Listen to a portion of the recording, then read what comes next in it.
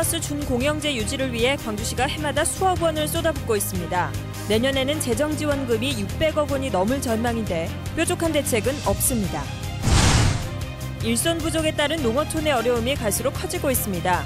그동안 큰 힘이 되어주던 외국인 근로자들마저 제조업에 빼앗기고 있습니다. 국립광주과학관이 빠르면 다음 달 중순에 문을 열 전망입니다. 과학관을 채울 콘텐츠와 전시 프로그램의 확충은 과제로 남겨져 있습니다. 자신이 누군지 밝히지 않은 60대 여성이 사랑의 열매에 1억 원 기부를 약정했습니다. 이 여성은 장애인들을 도우며 여생을 보내고 싶다는 뜻을 밝힌 것으로 전해졌습니다. 여러분 안녕하십니까? 광주 MBC 뉴스데스크입니다. 광주 시내버스 준공영제를 유지하는 데 드는 세금이 눈덩이처럼 불고 있습니다.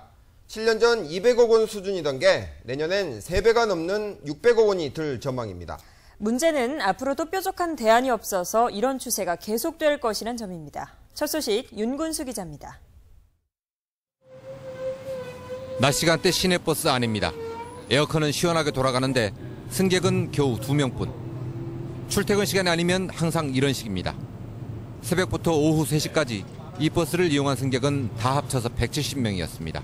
시간대에는 항상 이 정도 수준인가요? 그러죠. 네, 이 정도.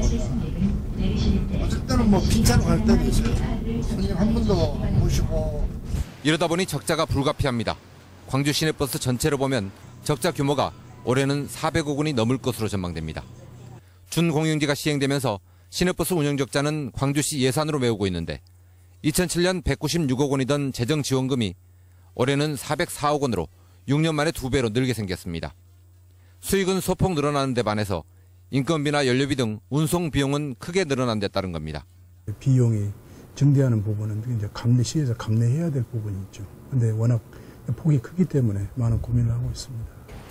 이런 추세가 계속되고 광역 환승제 시행으로 적자가 더 늘어나다 보면 내년엔 재정지원금이 600억 원을 넘을 것으로 예측됐습니다.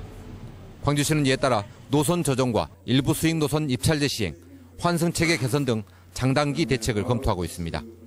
하지만 이런 방안에도 불구하고 수익이 대폭 증가하지 않는 한 늘어나는 적자를 줄이는 데는 한계가 있을 것으로 보입니다.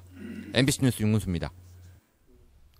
여수 산단에서 또 화학물질 누출 사고가 났습니다. 양잿물이라 불리는 가성소다라는 물질인데 식물들이 말라 죽고 있습니다. 권남기 기자가 취재했습니다. 여기저기 흩어져 있는 파이프의 잔해들. 흔히 양잿물로 알려진 가성소다가 누출돼 급한 대로 파이프를 뜯고 응급처치를 했습니다. 가성소다가 닿았던 풀들은 그대로 말라 죽어 주변의 풀과 큰 차이를 보입니다. 이곳에서 새기 시작한 가성소다는 그대로 인근 하천에 흘러갔습니다. 사고 장소 바로 옆 하천은 노란색으로 변했고 펜스를 두른 채 방제 작업을 벌이지만 노란색 띠는 바다로 흘러갑니다. 오늘 낮 12시쯤 여수 국가산단 내 LG화학 VCN 공장에서 가성소다가 누출됐습니다. 공장 관계자는 가성소다 250kg가량이 누출됐고 주변 환경엔 큰 영향이 없을 것이라고 설명했습니다. 하천만 이제 소금물이 남는 거죠. 그러니까 지금 이제 중화작업을 하고 있는 거예요. 근데 이것도 이제 하천이지만 민물이라고 볼 수 없는 게 이게 바다랑 연결된 아주 가까운 지류이기 때문에. 하지만 현장 조사에 나섰던 환경단체는 오염 반경에 비해 회사 측이 발표한 누출량이 너무 적으며 환경 피해도 우려된다고 주장했습니다. 강알칼리인 가성소다가 원래천에 유출됐기 때문에 이 어쨌든 한천 생태계에는 뭐 심각한 영향을 미칠 걸로 보이고요. 광양만에도 일정 정도 반경 내에는 영향을 미칠 걸로 보입니다. 해경은 인근 지역을 통제하고 방제 작업에 나섰으며 누출량과 사고 원인을 조사한 뒤 사법 처리하겠다고 밝혔습니다. MBC 뉴스 권한기입니다. 평소에도 위험성이 큰 석유화학 국가산단의 안전을 위해 특별법 제정이 필요하다는 주장이 제기됐습니다. 대림참사대책위원회와 김선동, 주승용 의원은 오늘 국회 도서관에서 토론회를 열고 안전사고에 대한 기업의 처벌을 더욱 강화하고 사고를 예방하기 위해 특별법 제정이 필요하다는데 의견을 같이 했습니다. 특히 사망에 이르는 산업재해 등이 발생했을 때 해당 기업에 대한 처벌을 강화하는 기업살인법 제정 필요성이 제기됐습니다. 각종 부작용이 드러나고 있는 영산강 살리기 사업의 후유증을 최소화하기 위해 수문 개방이 필요하다는 대안이 제기됐습니다. 영산강 사업 검증 토론회에 참석한 전남대 박철웅 교수는 현실적으로 당장 볼을 허물 수 없는 상황에서 각종 부작용을 최소화할 수 있는 방안으로 숭천보와 죽산보의 수문 개방과 영산강 하구뚝 개방을 통한 부분적 해수 유통 방안을 제시했습니다. 박 교수는 수문 개방을 통해 영산강에 새로 쌓인 퇴적토와 오염물질을 제거할 수 있고 수질도 정화할 수 있을 것이라고 주장했습니다. 우리 아이들이 기다리고 있는 국립광주과학관이 이제 거의 다 지어져 개관을 앞두고 있습니다. 건물은 다 지어졌는데 아직 해결해야 될 숙제가 좀 남아있다고 합니다. 이계상 기자입니다. 거대한 우주선을 연상시키는 국립광주과학관이 완공된 지 벌써 8달째를 맞고 있습니다. 천체 투영관과 4D 극장 등 모든 내부 시설이 설치돼 시험 가동과 예비 관람까지 마친 상태입니다. 앞으로 남은 그 법인 설립 절차나 이런 절차적인 문제들만 해결이 된다면 곧 광주 시민 여러분들을 만날 수 있도록 다 최선의 준비를 다 하도록 하겠습니다. 공식 개관을 하는데 가장 큰 걸림돌로 작용했던 운영비 부담 문제는 광주시가 운영비의 40%를 부담하기로 함에 따라 일단락이 됐습니다. 더 이상 개관을 늦추기보다는 향후 부담 비율을 낮추고 국비 지원을 늘리는 쪽으로 선회한 것입니다. 하지만 관장 선임 문제는 후보자 2명까지 압축이 돼 있는데도 한 달 넘게 최종 결정이 지연되고 있습니다. 이 때문에 30여 명의 직원을 채용하는 절차도 관장이 없다 보니 속도를 내지 못하고 있습니다. 관장이 또 지금 뽑을지 또 단계적으로 뽑을지는 관장이 판단해야 될 상황이라 뭐라고 봐집니다. 운영비와는 별도로 과학관 안에 채울 컨텐츠와 전시 프로그램을 보강하는데 국비를 꾸준히 투입하는 문제도 확실하게 매듭이 지어져야 합니다. 지속적으로 운영한 데는 국비가 전액 지원이 안정적으로 지원이 돼야 합니다. 그래서 이 부분을 이 광주시가 정부하고 확실하게 매듭을 지을 수 있도록 정리를 해줘야 합니다. 광주과학관 개관을 위해 광주시가 일부 운영비 부담을 떠안은 만큼 정부가 나서서 나머지 문제를 서둘러 해결해야 한다는 목소리가 높습니다. MBC 뉴스 이계상입니다. 광주은행의 지역 환원을 촉구하는 요구가 각계각층에서 잇따르고 있습니다. 광주 지역 정관 재개 인사로 이루어진 광주은행 인수추진위원회는 광주은행 매각공고에 지역 상공인연합체의 우선 협상권이 배제된 데에 강한 유감을 표시하고 광주은행의 지역 환원을 촉구했습니다. 강훈태 광주시장과 광주경실련도 광주은행이 향토은행으로 환원되기 위해선 지역 자본에 대한 우선 협상권과 인센티브를 부여할 것을 요구했습니다. 임기가 끝난 조선대 이사회가 개방이사 대신 정이사 1명을 뽑고 구결 시에 임시이사 파견을 요청하기로 하자 대학 구성원들이 원천 무효를 주장하고 나섰습니다. 대학 구성원들은 긴급 성명을 내고 이사회의 결정은 사립학교법과 학교법인 조선대학교 정관에 명시된 개방이사 선출 의무를 정면으로 배치한 원천 무효이자 불법 결정이라며 강도 높게 비난했습니다.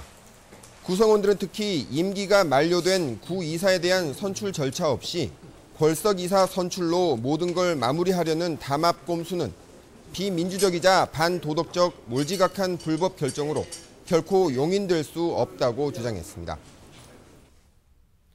후배 얼굴에 오줌을 놓았다는 고등학생 소식 어제 전해드렸는데 이번엔 교실에서 친구에게 흉기를 휘둘렀다는 소식입니다.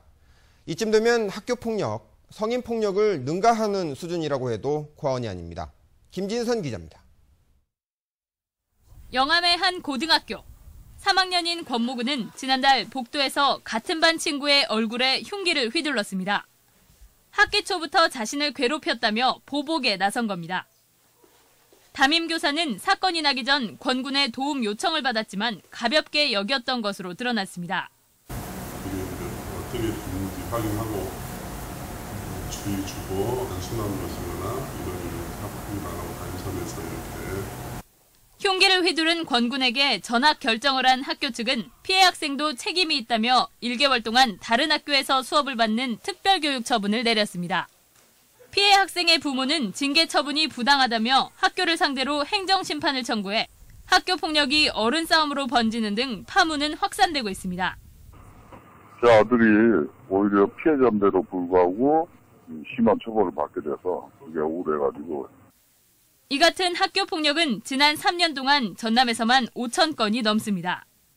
하루 평균 5.1건꼴로 학교 현장에서 경미하다거나 관행적이다라며 초기 대응을 소홀히 했다가 문제를 키우는 경우가 적지 않습니다.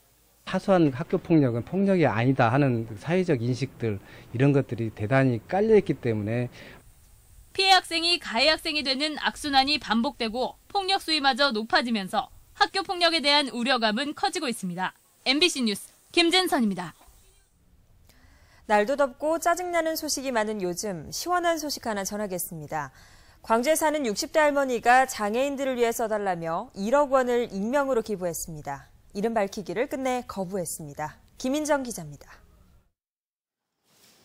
이달 초 사랑의 열매 광주 사무실에 장애인을 위해 기부하고 싶다는 전화가 한 통 걸려왔습니다.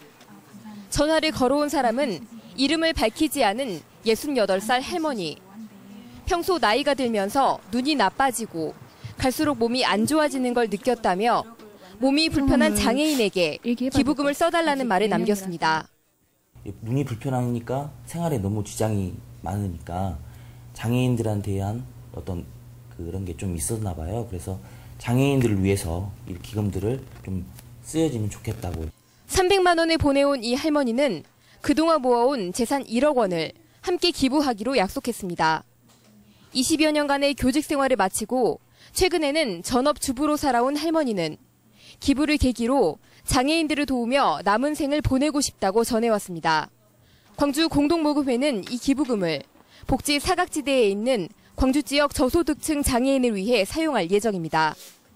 여름철에도 저희가 모금을 하고 있는데 모금액이 저조합니다, 사실상.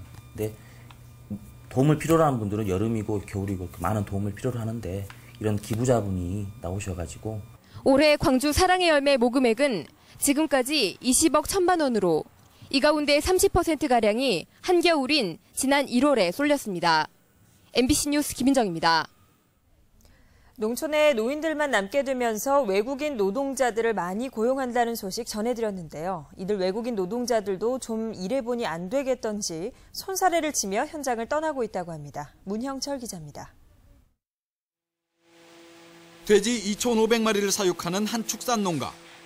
고용 허가제를 통해 국내에 들어온 동남아 근로자 2명이 있었지만 지난달 농장을 떠났습니다. 요구 조건을 많이 해서 그 요구 조건을 들어주지 않으면 그냥 옮겨오라.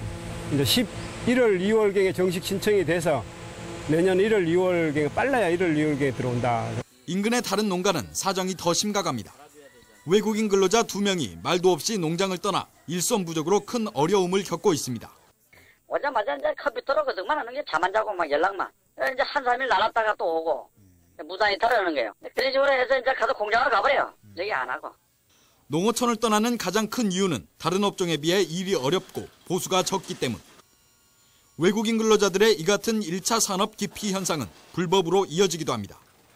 현행법상 농수축산업에 종사하기로 하고 입국한 외국인 근로자는 제조업 등으로의 취업이 금지된 상황. 하지만 불법 체류자가 되는 걸 감수하면서까지 무단으로 사업장을 이탈하는 경우가 적지 않습니다. 돈이 필요 때문에 그 방법에 이렇게 불법인 줄 알면서도 그냥 가는 거예요? 예. 지난해 전남 동부 지역에서 접수된 외국인 취업자 이탈 신고 61건 모두가 농수축산업에 종사했던 근로자들입니다. 올해 접수된 27건 가운데도 1차 산업이 80% 이상을 차지합니다. 이제 1차 산업 같은 경우 이제 농축산업이나 오업 같은 경우에는 이제 외국인 노동자를 구하려는 이제 업체는 많지만 그의 반면에 외국인 근로자들이 이쪽 농축산업 계통에서 일하려고 하는 숫자가 적기 때문에 수요에 비해 공급이 이렇게 원활하지 않다고 보고.